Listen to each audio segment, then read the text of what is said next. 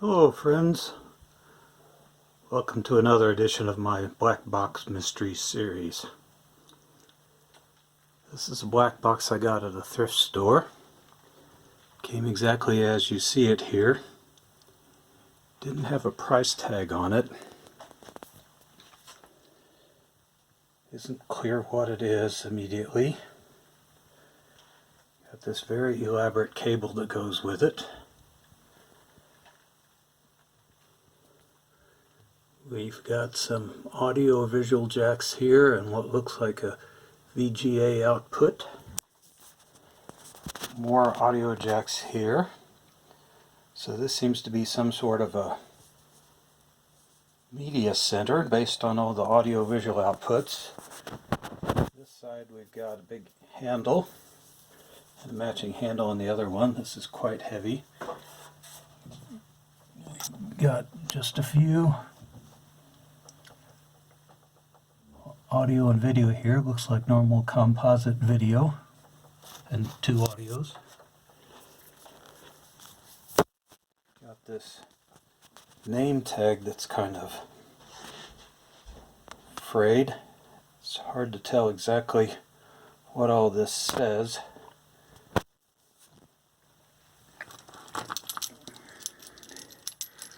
Here we've got what appear to be a full set of component video outputs.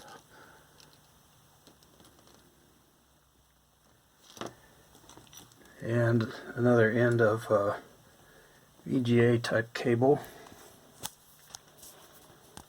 And here's something that's really bizarre. We've got a two-pronged power jack, but this whole thing is made of some very sturdy metal. So it should have a three-pronged power jack for safety reasons. But they didn't do that. So next, let's take a look inside.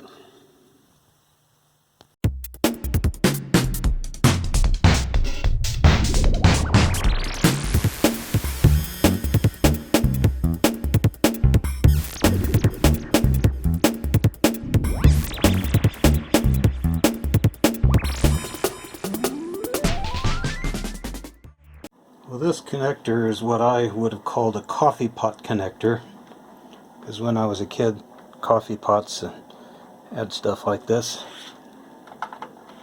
We'll plug that in there. So I'm going to plug it in over at the wall and see what happens.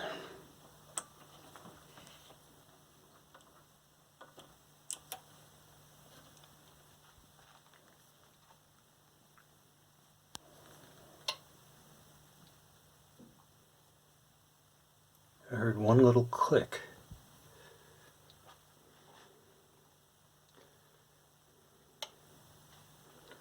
There's another click. Here's something I probably should have done in the first place. I've got this kilowatt electric power meter, it's called. Clever name, huh? 121 volts. And how many amps? 0.38 amps. So that helps explain a few things. One, why we can get by with this plastic enclosure and a couple of low gauge wires. There aren't any fans that I can hear, which kind of makes sense for a media processor. You wouldn't want to be annoyed by the fan noise while you're watching your favorite tunes on your high-end Bang Olufsen system. I heard that click when it went on, but nothing else since. Just put a digital scale under this. And I'm pushing down on a little bit so it's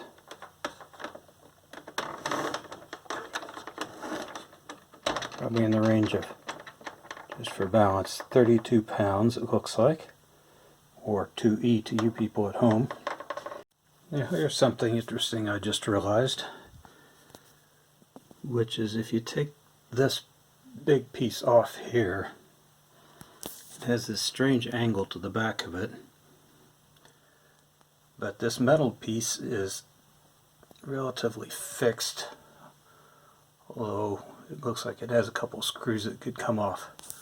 So maybe that's intended to help you slide the thing out of there. That's why it has this strange angular back to it. This frame is just plastic, so this is more or less seems to be set up as kind of a card cage. Here we've got some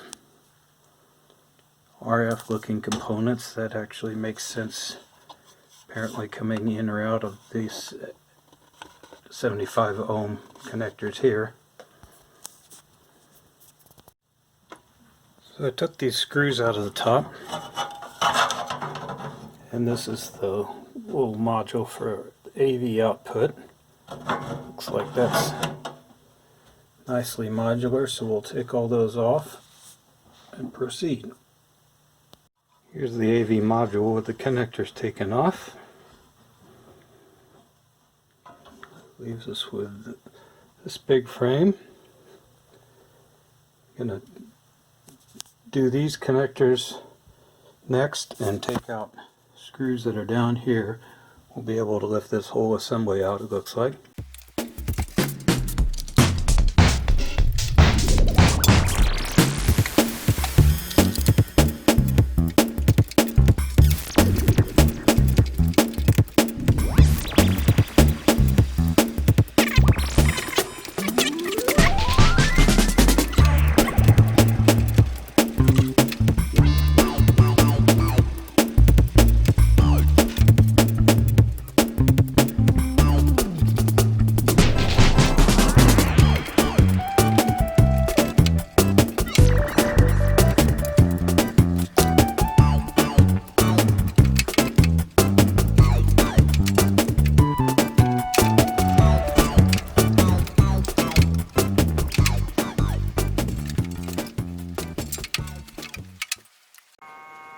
Well, this is an interesting piece of design. I've pulled on it every way I can.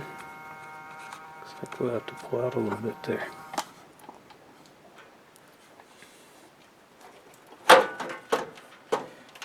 It seems to be locked in with little tabs on this right here. Corresponding tabs on the other side that I haven't gotten loose yet.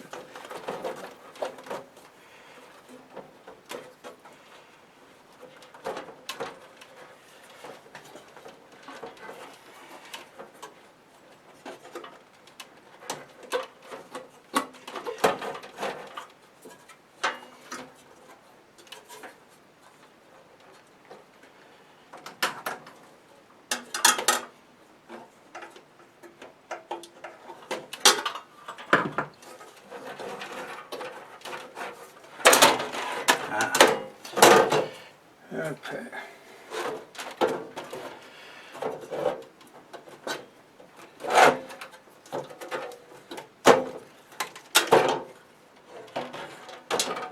Looks like the metal frame didn't even need to be unscrewed.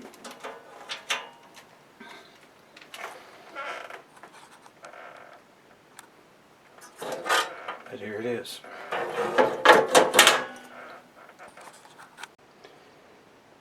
Now, to give you some orientation, this is in about the same spot it was inside the larger case. You all have seen inside the back part of it, but I haven't looked at that video yet. Lots of stuff going on over here. Here's the RF components we saw earlier. An enclosed box. You can see there's lots of air in here. So this is about, must be 12 pounds that we lost by pulling it out. From a salvage point of view, I don't see anything here really that exciting. I paid $25 for this.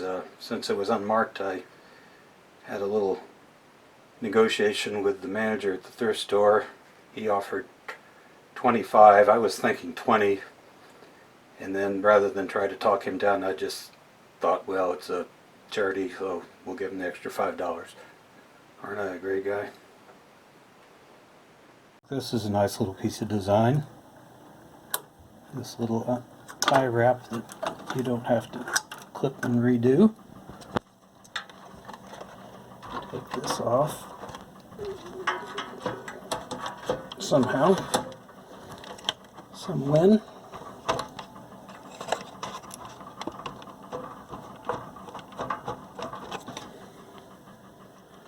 And I'll work on another one. Well, here's another small mystery solved. When I took out this central frame, I noticed it was still quite heavy, so I reweighed it without that, and 24 is what we get here, or to you people, H2O. I don't see the water though. So there appears to be something heavy inside here. I do see a big heat sink, but I'm guessing there's a big transformer or something in there too. So we'll put that part aside and then we'll work on the other part that I already pulled out. Put the unit up on its end. So all those AV connectors that we had on the front side are pointing down now. This is the power conditioning box. A couple of screws and this whole thing should just lift out. So we'll try that next.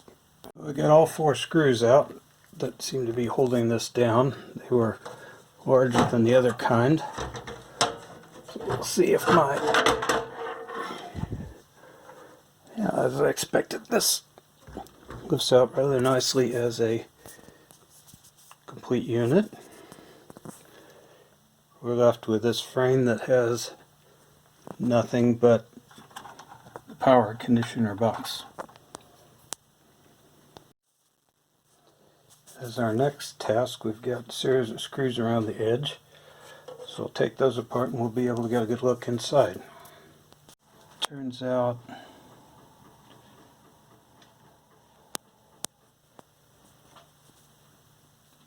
an AV board with a bunch of ICs on it.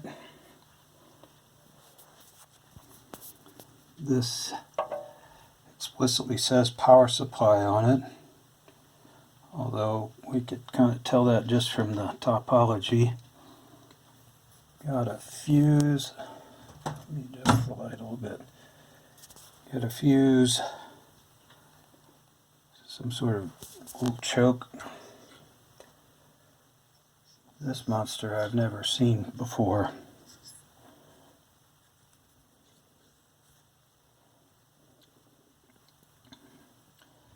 So it's a heat sink of some kind.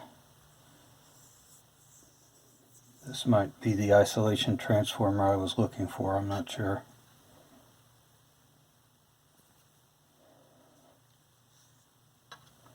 Never seen this monster before. We'll have to maybe look that up on the internet to figure out what it is. Here we've got some transistors that are probably switching MOSFETs, some filter capacitors, and so on over here.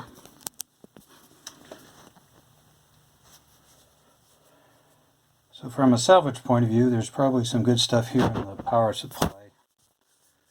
My experience with ICs is basically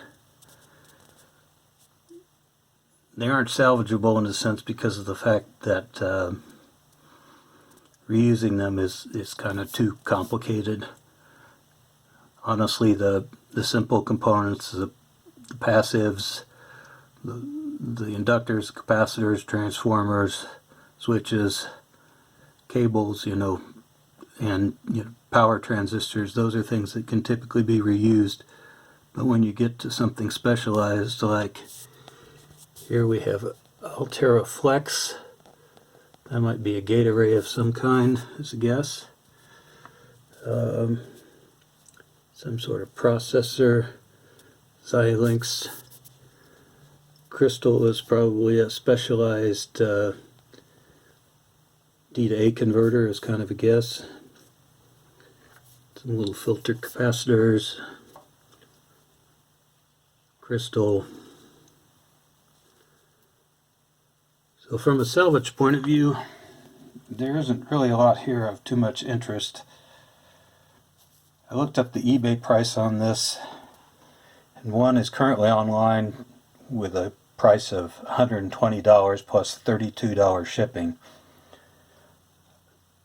Kind of a rule of thumb on eBay is if you can't get more than the shipping cost plus some reasonable profit, let's say $10, then you know, it's not worth bothering with.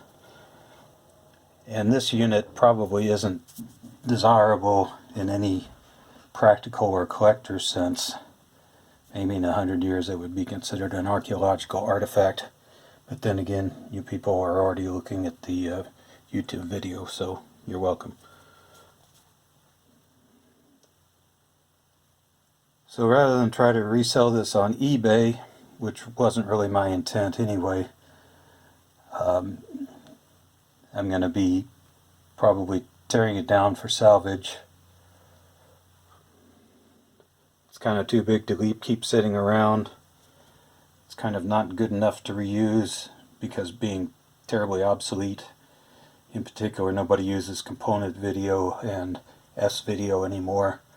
They all use you know, HDMI of some kind. The capabilities of televisions and audio systems have gone up a lot. Blu-ray's been invented in the last, you know, 10 years, whatever. 4K, UHD is out there for streaming and other purposes.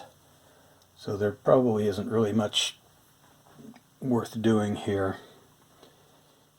And at some level I sort of hate to tear something apart like this that is a very nice piece of engineering, but you know, we live in a disposable e-waste world, and that's the reality of the whole thing. So here are these boards that are pulled apart. This one was on the bottom side that has the AV connectors. The ICs and transistors and things there appear to be drivers for those. This is some sort of processor board that we saw earlier. Another part of it that we saw earlier. It's largely blank on this side.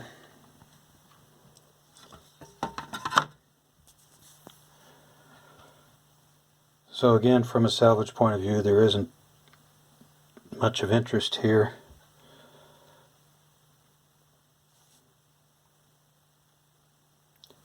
So again, from a salvage point of view, there isn't much of interest here.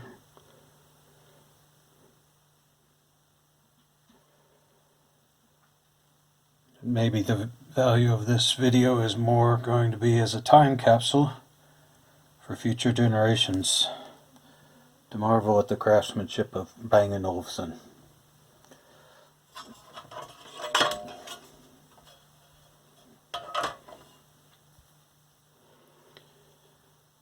So I think that's going to cover it for this video. Hope you enjoyed it. If so, please give me a like and a thumbs up. And as a footnote, although the name of the channel is Some Disassembly Required, I can tell you this required a whole lot of disassembly, so maybe you Bang Olufsen fans out there can help me out with... So maybe you Bang Olufsen fans out there can help me out with that like, huh? Hint, hint. So now I'm going to pull out of here what I've been calling the power conditioner module. Maybe more than that, may have a transformer inside. Let's see. Well, I got that out. Only it's held in by one screw, as well as these two plastic guide feet went into some slots.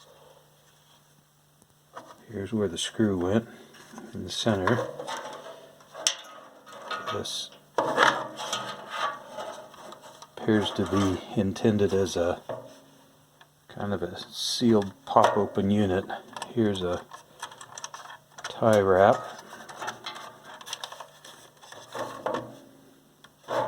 And these are some spring-loaded or springy things. So let's cut the tie wrap and see what happens. Or maybe I did cut the tie wrap, but maybe I didn't have to do that after all. It looks like this is kind of pop open with the lid. Okay, so maybe power conditioner is a reasonable description for this. We had our AC wall power coming in here through the coffee pot connector I showed you earlier. Got a fuse. Another strange transformer. Maybe this is an isolation transformer. This has what looks like some options for 250 volts, which would make sense in Europe. So this is probably a module that could be used in either America or Europe with some sort of minor component change or something. This might be the relay that I heard clicking earlier, on and off. Maybe a little power controller. Oh, it could be an opto-isolator. Sort of power transistor, minimal other circuitry. This is probably a surge detector, also known as a varistor. That might be what this is also. Anything that looks like kind of a strange thick capacitor is usually a varistor. It says warning live parts, but I don't see any big capacitors here. I haven't hurt myself yet, so that's good. See if I can pull this out and we'll look at what's on the other side. Well, that was fairly easy to get open. We have these kind of springy plastic clips built into the case. Let's look at the other side. Nothing exciting there. Oops, we'll turn it around so you can see what's written on it. Warning, live parts. Spark gap. That's interesting.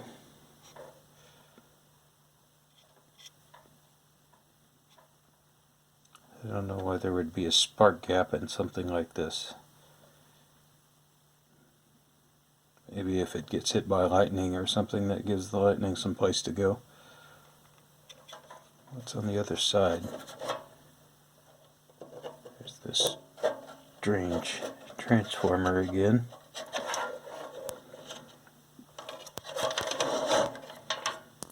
Got some, this is known in the trade as a 0 ohm resistor, which is just a piece of wire.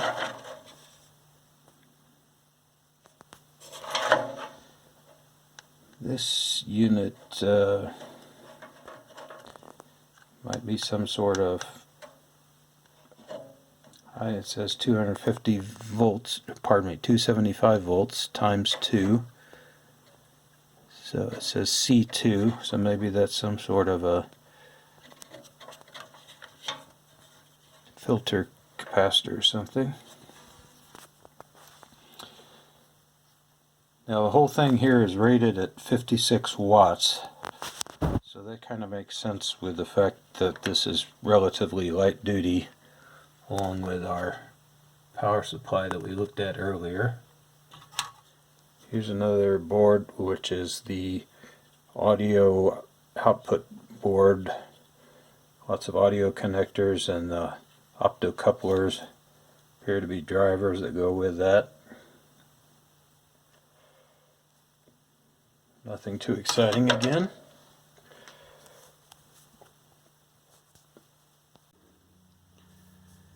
Well, here we've got this plastic card cage. And I have to tell you, I'm distinctly not impressed with the plastic here. This is very flimsy on its own. Although, to be fair, it's bolted down heavily inside this metal enclosure. And to be honest, my impression is the Bang & Olufsen people are trying to impress you with the weight of the overall unit and the outside of it, and then when it gets to the inside, they're kind of less worried about that. It's like if you built a tank that was a tank on the outside and then made a plastic on the inside. So why would you build a tank like that? Maybe it's because you don't expect anybody to look on the inside of the tank, and you don't expect the tank to actually go to war. So I'm going to take this apart. It looks like it has tabs and things that can be disassembled. There's some more of these neat tie wraps that kind of come apart.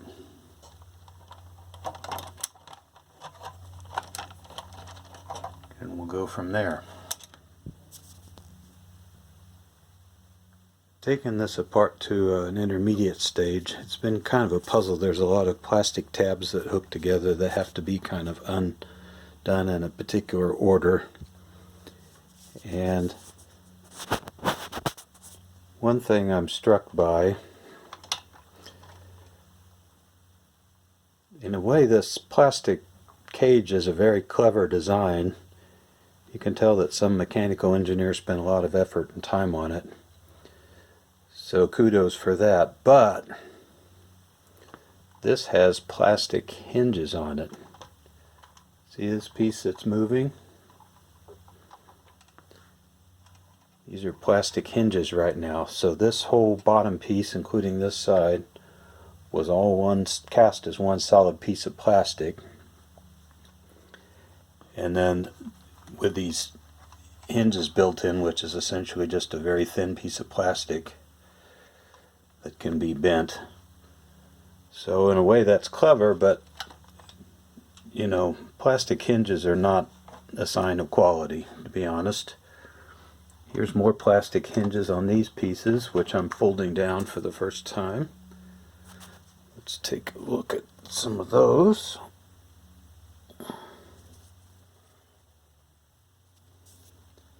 I'm guessing this box encloses a audio amplifier of some kind, but we'll have to pop that open to find out.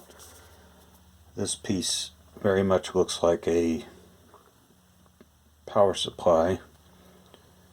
Maybe that's the power supply for the audio section. So those all go together, and then this is probably some sort of connecting board with a few other minor functions on it. So in order to take this apart further, it looks like I need to take out some screws. We'll do that and see what we've got. So after taking those screws out, I have mostly eliminated these side boards, but they've still got some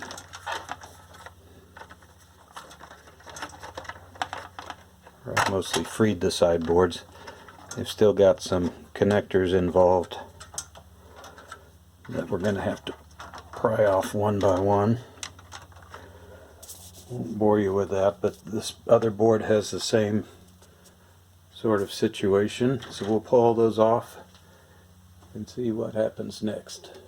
Kind of interesting. It's held down with a combination of 2 screws in the corner and some plastic tabs around the edges.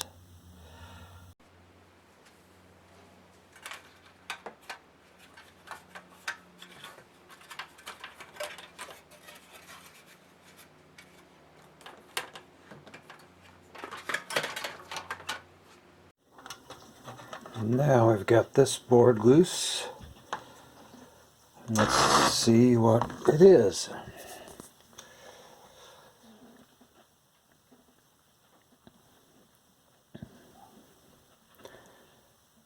Nothing real obvious comes to mind. Probably some sort of analog board. We've got these transistors here, a lot of capacitors and inductors, some ICs. Hard to know. Now we've got this plastic cage freed up completely.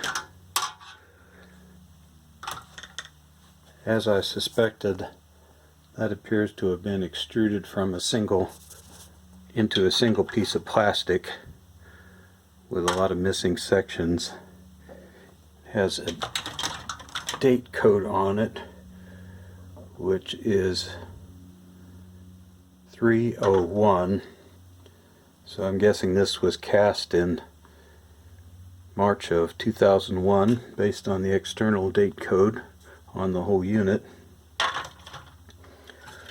We've got our little RF board here, which has a couple of RF cans. This is I'm sure a TV tuner of some kind. Little IC there. Try to figure out what that is. Maybe some miscellaneous capacitors.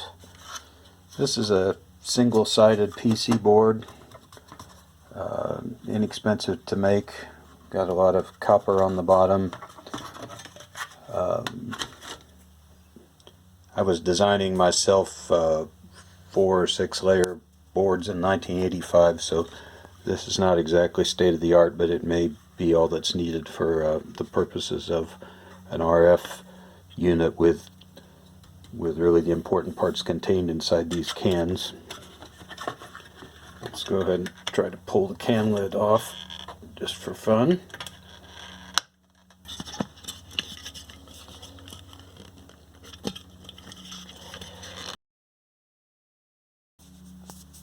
Not much to see on this side, the back side of another RF circuit board. Here's a circuit board that's a little more interesting. This might be some sort of IF detector or something. Phillips on the can, so they probably bought this from somebody, namely Phillips. And for perspective, here's my little pile of Bang & Olufsen pieces. Here we've got the connector board that was on the top of the unit. Component videos. This says RF in A and RF in B. I've got this pulled apart. This appears to be a little active RF combiner. Got one output, 2 inputs, and a little power input. So that's a nice touch that you don't lose any RF power from what's known as insertion loss from a passive combiner. Going further down, this is just a piece of plastic to cover what's already there. Next, this assembly seems to have one screw in it that I can find. And the general strategy of design they have seems to be to use a lot of plastic tabs, like you see here, and then, you know, one screw to kind of hold things together. Well, in this case, it looks like it slides sideways, pops up. On this side, let's just keep fooling with it and see what happens. Okay, so we seem to have a slide and slot thing. Okay, another major piece of plastic comes loose. Yay!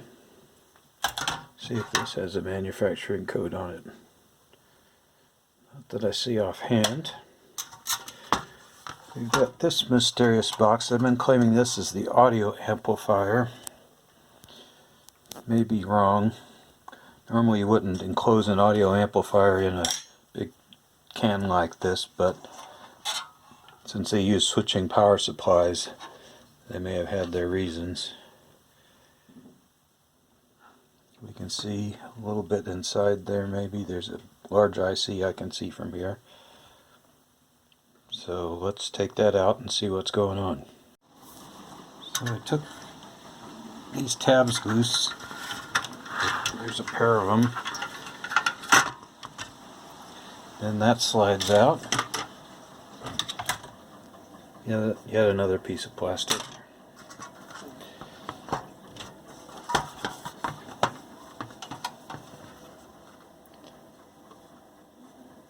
And we'll see how we get this can apart. In case you're wondering, yes, I am shooting this on my cell phone. So this can is soldered at strategic points, which kind of surprises me, but I have to get out the soldering iron to loosen that up, so we'll do that and come back. Well, after a lot of careful work with the soldering iron, I used this razor blade paint scraper thing to pull up the tabs as well as a screwdriver. Ready for the big reveal, which it turns out this is some sort of processor computer board. So I was totally wrong about the idea that it's an audio amplifier. I guess in retrospect that makes sense because I've never seen an audio amplifier totally encased like that, but typically you do that with RF components, and in this case they may have been trying to keep the emissions from a computer board out of the rest of the system, so that may be what's going on. Looks like this is still stuck in the can a little bit, so we'll pull that out and see what's on the other side, although I doubt that it'll be more exciting than what you're seeing here. Okay, I thought I had to unsolder some more, but it turns out it was just kind of mechanically stuck, so I pried that out. And as I suspected, nothing too exciting on this side. Just one IC and a bunch of traces and things. Got a lot of empty sockets here. I don't know if that was for development purposes maybe, and they just never took them off, or if they had alternate chipsets they used, or who knows what the idea is here. But this is actually appears to be a relatively simple circuit board for having so many complex ICs on it. It probably has multiple layers though, I would guess.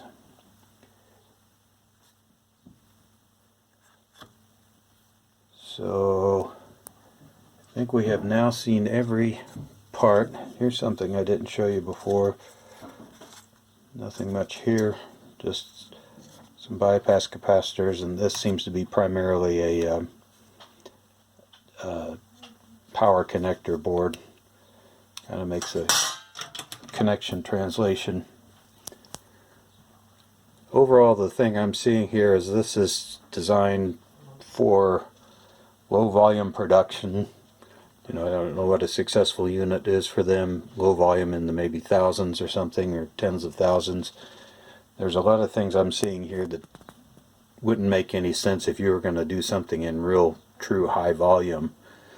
But Bang & Olufsen operates as kind of a boutique brand where they use a lot of, you know, low volume. Bang & Olufsen is organized as a boutique brand where they sell things in relatively low volume, although still to consumers, where items cost thousands of dollars that you might get something halfway similar for maybe hundreds of dollars with less pizzazz and panache. But from an engineering standpoint, depending on your price point and your volume, it may make more sense to you know, do things like having a half-empty circuit board in a low-volume application.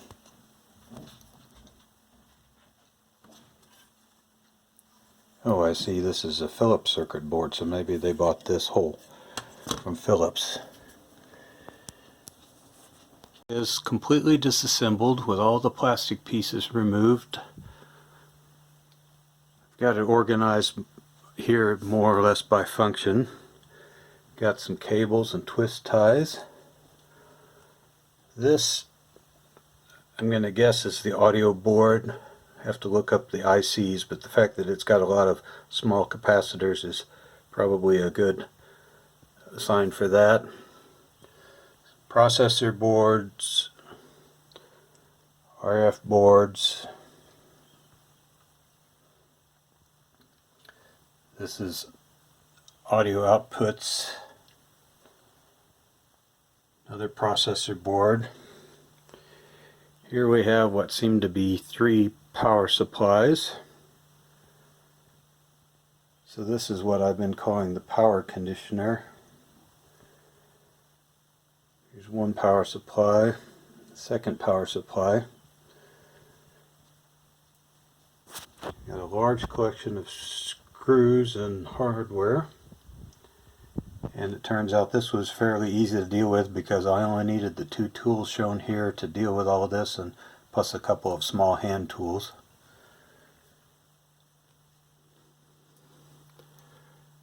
And here's the whole thing. So the amount of engineering involved in this is really quite impressive. There's probably thousands of individual components there. Lots of large integrated components. There's firmware, probably in this labeled unit, FPGAs. A lot going on here. But even with all of that, this is kind of a hopelessly obsolete unit. After doing more research on eBay, I found that these may go for, in good condition, for $100 or so. But they seem to be plentiful. There's several that have 0 bids, which means that regardless of price, the demand does not meet the supply. This piled with some other stuff I have to organize still, including these wooden pineapples that my father carved a few years ago. We got this plastic cage, a large cable, some enclosures, plastic and shield enclosure, the overall chassis unit. Turns out this is most of the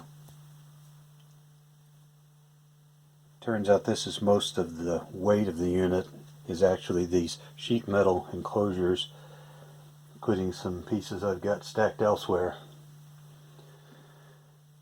So I thought that the weight of the unit had to do with, a lot of big transformers or something inside, but it turns out that it uses all switching power supplies that are fairly small in terms of copper and iron, and most of the weight really is nothing more than the sheet metal. So for you people that are Bang & Olufsen fans out there,